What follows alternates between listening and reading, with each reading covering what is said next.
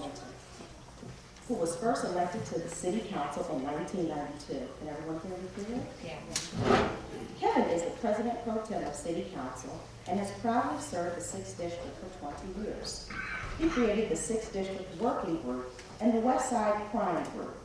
Both organizations have worked diligently to eliminate numerous problems and to bring about positive changes in neighborhoods. Kevin knows the needs of the community.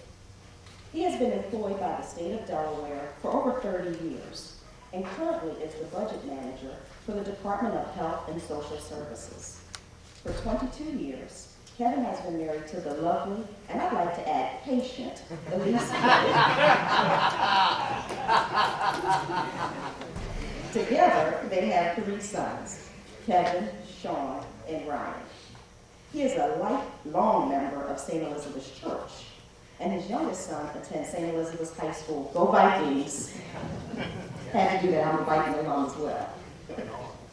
Kevin is the candidate who will usher in our foundation, our future, our neighborhoods. Ladies and gentlemen, I present to you the next mayor of the city of Wilmington, my friend and my councilman, Kevin Kelley.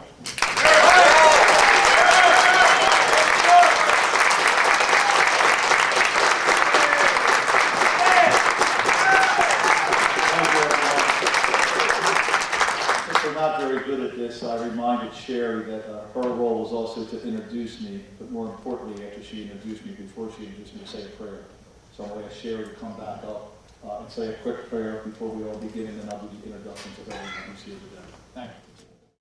But also I'd like to recognize some folks that are here, today in the audience. I thought State Representative Stephanie T. Bolden is here with us. Ms. Bolden, how are you doing? Mark Malani here from the City Democratic Committee. Pleasure to have you here. Corey Jerome here from Carpenters Union. Appreciate you coming here today. And more importantly, all the rest of you who managed to come here today and spend your time with me this morning on this illustrious occasion. Councilman Mike Brown. What's Mike Brown at? Oh, how you doing, Mike? Good to see you come in. Pleasure to have you here today. Tom Ferry from the Recorder Deeds Office. If I missed anybody, I apologize for that. Okay? We're going to begin today. State Representative Gerald Brady. How are you doing today? And I'll catch up with folks at the end. Okay? A wise man once said that a journey of 1,000 miles begins with one step. The journey which will begin here today is of no exception. I am here today to announce my candidacy for the mayor of the city of Wilmington. I have lived in Wilmington almost my entire life. My 3 children have been born in Wilmington. 2 were born in Browntown and 1 was born in Hedgeville. I was married in Wilmington. I've been in this neighborhood practically my entire life. There's nothing like living in this great city of Wilmington. My public service journey started 22 years ago in this community when a group of concerned citizens, Cindy Yoder, Greg Lavelle, and Paul Falkowski and myself formed what is now known as the Browntown Community Association. From there, I took a more active role in the political arena, and in 1992 won the seat of Wilmington City Council for the 6th District. And I've had the honor of serving for almost 20 years in that seat. But with the encouragement of the community, friends, and family, and my own passionate belief that this city is in dire need of change, I am giving up my seat on City Council and embracing the challenge of becoming the next mayor of the city of Wilmington. All right.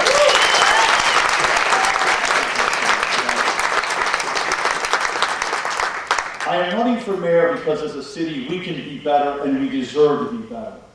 Wilmington needs a public servant, a leader who is visible, who is effective, and a leader who will make our neighborhoods and thereby our city a safe and prosperous place to live and work. Together, we can make this vision a reality. I'm an individual who is out every day being visible. No matter what happens in this city or my district, you need to be present so people know when you can be supported. Whether it's something bad going on or something good going on, Kevin Kelley is always there to try and help and see what he can do to assist people. To make this happen, we have to stop what we are currently doing because it's not working. We need change, real change. We need to bring fresh new ideas to the table and work together to overcome the obstacles that keep us from achieving greatness. What does it make Wilmington a city that people never leave? Well, it's our strong sense of community. A friend of mine from out of town often jokes that when you go outside of Wilmington, you better make sure you're dressed well because somebody's going to see you and tell somebody else what you look like. We are a city where everybody's either related to each other or knows somebody firsthand. That's what makes us a strong community. But he's right. We live in a modern city that's also a part of a small town. Unlike other cities, we are not cold and anonymous, but a fabric of neighborhoods woven together. We are friends, families, and neighbors. We know each other. The focus of my campaign is going to be on the restoration of neighborhoods. I started a neighborhood foundation. I've lived in a neighborhood my whole life. That is what my focus will be on. The neighborhoods are the bedrock of our community and must revitalize and strengthen them in order to improve the current state of the city. Toward that end, the following areas will be my focus: public safety, youth services, education, economic development, housing, and a responsive government. The sad truth is that our neighborhoods are under attack. I'm preaching to the choir here. We all live in neighborhoods, and we've seen the decline of our neighborhoods through the last few years of different people inflicting their way of life upon us, and that's not the way we want to live. With your help, I intend to fight back. If residents do not feel safe, especially our seniors, their neighborhoods will become more vulnerable and at risk. My plan calls for implementation of true community policing, whereby patrol officers will be dedicated to specific neighborhoods. Community policing will be the strong point of neighborhoods. This will create conditions for officers to interact more effectively with the community, to regain the relationships and trust that have been lost by citizens and officers alike. Officers will also be encouraged to give back to their communities, to volunteer at nonprofit organizations, at churches, and community associations. High crime areas will be the objective of intensive community policing. Neighborhoods and police will be given the tools to work smarter to reduce crime. We will create a more nimble, flexible, and accessible police force to ensure public safety. It is a proven fact by the community policing officers who've worked in this neighborhood, when you have a relationship with a police officer, people are more likely to let the officers know what's going on with crime and have an interaction with them to be able to work together and make the neighborhoods better. The men and women of our fire department continue to provide outstanding service to our city. However, aging equipment and the condition of their fire stations are of a concern. We must continue to seek grants and other sources of funding to maintain the integrity of the department. In the long run, no community policing plan can be effective unless it addresses the youth in our city. Today it is more challenging than ever to be a young person in the city of Wilmington. Today's youth face challenges that many of us did not have to face back in the day. Less job opportunities, gang violence, fractured family environments are all part of today's reality.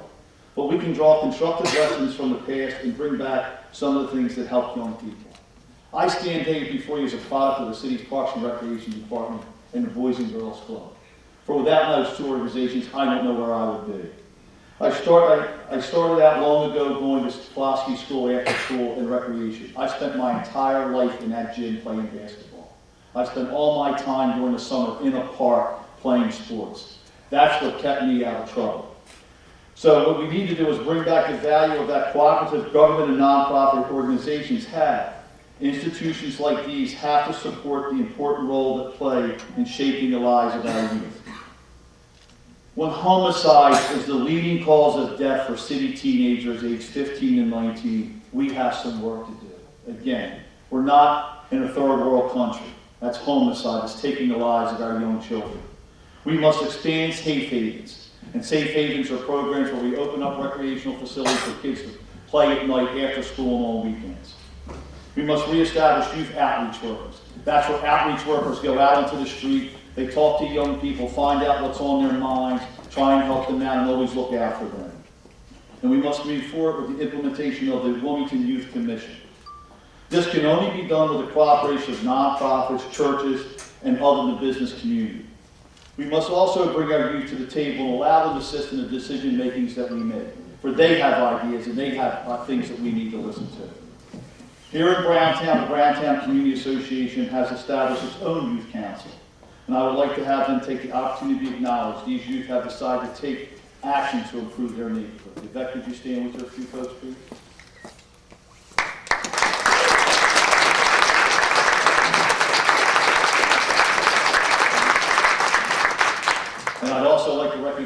people who came from St. Elizabeth today to hear my speech. Many I know on a first-hand basis. I sit behind the basketball coach. I think I'm the fourth coach with Coach Ferry, or screaming holler at the girls playing basketball, but let's have them stand up too. And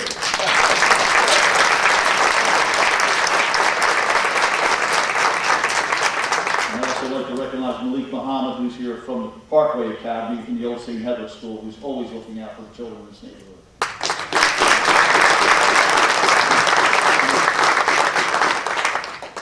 As chair of the Economic Development Committee, I understand the challenges the city faces in creating and retaining jobs. Solid, progressive economic development is the product of creating opportunities, policies that ensure fairness, and a workplace committed to improving skills. Wilmington, with its port, corporate and banking operations, access to highway and rails, is the engine for Delaware's economic growth. We have a productive partnership with the state, and we need to work even more closely to attract and retain and grow jobs. For our part, we face special challenges. The downsizing of the credit card and banking industries has decreased job opportunities that were once plentiful. We must have a commitment to developing the talent that remains from the shrinkage by taking a creative role in assisting in the growth of high-tech consulting, manufacturing, and service industries. I propose that we focus our physical development on several areas of the city: the 7th Street Peninsula, the 12th Street area, and here close to our own place, the old Wilmington shops on Maryland Avenue. These are all areas that can take advantage of our regional access and infrastructure, and with proper incentives, we can convert these areas into high-performance job centers. I'm not going to come here and tell you I'm going to wave a magic wand and create all these jobs tomorrow. It can't be done. We need resources from the state, but we also have to train people for the jobs that are now available. Economic development is not just a downtown issue. Opportunities exist in our neighborhoods. Neighborhood businesses grow when there is increased public safety. When people feel safe, they're going to grow this city. And just with a stable housing stock and income to spend with neighborhood businesses. Developing our workforce from the neighborhood out is important. As mayor, I will support disadvantaged business enterprises and will work to move and strengthen them by adopting the state standards for disadvantaged business enterprises. My goal is to try and make sure that we have ability for people and small businesses to gain jobs from the government and be able to create their businesses and expand them. This will help in our neighborhoods. It only takes one nuisance or one deteriorating house to block or disrupt the neighborhood. All of us have a house that's like that in our neighborhood. One of those houses gets people to move, causes so many problems, and it's very frustrating for the police and everyone to take care of them. We must be more aggressive and hold owners of these properties accountable. Violators should be published on the internet. You should be able to punch in 1401 Banning Street, where I live, and see how many violations did that house have. Because you may have called about it and nothing was done. We need to get information out to people so they know what's going on. In addition, L&I needs to work closely with the state to target questionable businesses. We need to come in with the ABC and others in public health to shut down businesses that are not operating correctly in our neighborhoods. Vacant properties continue to be registered. Through our program as City Council, we've reduced the number of vacant properties in the city, but there still are many more out there. They need to pay their fines for not having them registered. We also need to make sure that L&I works correctly. All too often I hear from somebody say, Kelly, I don't do any work in this city. I said, why not? I just can't get along with L&I. They're just too much of a stickler for this, that, and the other. They don't treat everybody consistent. When we have that, we're not having people come in the city who are going to offer the same services that you can get somewhere else. The foreclosure crisis and the economy have severely impacted our housing stock. More and more homeowners are going to share a sale. The city has a responsibility to collect on the debt that is owed to them, but we must do everything possible to support and work with homeowners to prevent legal action. I don't want to be the mayor who's foreclosing on somebody because they couldn't pay their mortgage payment or their water bill was high. We don't want somebody's house. We want to work with them to be able to get them to pay us back our fair share. But at the end of the day, if we do have to take their house, we want to give it to a nonprofit developer such as River's Edge or Cornerstone West and let them develop the property and put it back on the rolls. As I've been going through community associations throughout the city, I have found a growing frustration with city government. Phone calls are not returned, questions are not answered, and there is a feeling that government employees are not concerned with their problems. I happen to believe this is not the truth. I'm a government employee. I've worked for 30 years in government. There are some bad apples out there. We've got to change that. While there's no excuse for poor constituent services, city workers have had to endure pay cuts, layoffs, and are frustrated with the current management system. My administration will not tolerate this. Employees will be encouraged to report violations such as graffiti, trash, vacant houses, and other violations of constituent services. And I'm also going to let them know how valuable their jobs are. We can't work without good employees in the city of Wilmington. As I say, when you call to have your trash issue, you can only call one place about trash. You can't pick who's going to pick your trash up. So when you call, they need to be respectful for you and get back to you and answer your problem. In order to truly better deliver a service for every taxpayer dollar, we must become more efficient by pulling together the individuals who are responsible for delivering critical services to our neighborhoods. There must be one true team effort rather than the fragmented approach that exists today. My plan calls for L&I inspectors, the police, youth services, and constituent services to combine to address problems in one area. The name of this group will be called Targeted Action Group, or TAG. So here in Browntown, for example, you would have the same police officer in your area, you would have the same L&I inspector, you'd have the same constituent services person, and the same youth person. All would work together as a team to address the issues that are happening in your neighborhood. The city's financial future will be very challenging. Revenues are declining as costs continue to rise. Unpopular decisions will be required as we're needed to ensure the future of the city. As someone with over 25 years' experience in analyzing and preparing budgets, I'm uniquely qualified in this area. In addition, I serve on the city's finance committee. The city's got to operate more efficiently. Functions such as accounting, personnel, information technology, and maintenance should be consolidated or reduced, duplication, and thereby cost. Some departments may need to be combined. Other city services being provided need to be reviewed to see if they're working correctly. I will propose the establishment of a business and city government working group made up of business leaders and both large and small corporations to evaluate the operations of the city and to make recommendations for improvements. Sometimes government needs to get outside of its comfort zone and bring the best and brightest minds together to do what is best for the city. As your mayor, I will work with the city council president, council members, and other elected officials to address needs of the city. We're not always going to be in agreement, but when we are in disagreement, I'm going to act civil. I'm not going to berate somebody else and jump up and down as to why I don't like it. We all have to work together. At the end of the day, we must have a legislative and executive branch that works together, because otherwise, if people see we are not working together, they're not going to want to work together with us. All the steps I've outlined strengthen our neighborhoods, but they alone will not work unless the residents of the city feel they are part of the process. For all too long, we have not valued your participation. You are the most important asset the city has. Again, for too long, the people of this city have not been engaged. We've had a current administration that just does not work well with people. That's not going to happen in my administration. We're going to work with everybody in the city, no matter what ideas they have. We're going to sit and listen to them. By enhancing our community associations and planning councils, residents will be empowered to improve their neighborhoods. As they say in the military, one team, one fight. Citizens, elected officials, churches, and the business community all need to partner together to make Wilmington a better place. We're not going to have a downtown or a brown town. We're going to have one town. We're going to have one place that we're all going to work together, because otherwise we're going to become fractured. In conclusion, I simply say this. I've had many positions of great power, and I'm a humble man. I'm just a kid who grew up in Browntown, who had a mother that sat in the first row, that kept an eye on me, and I had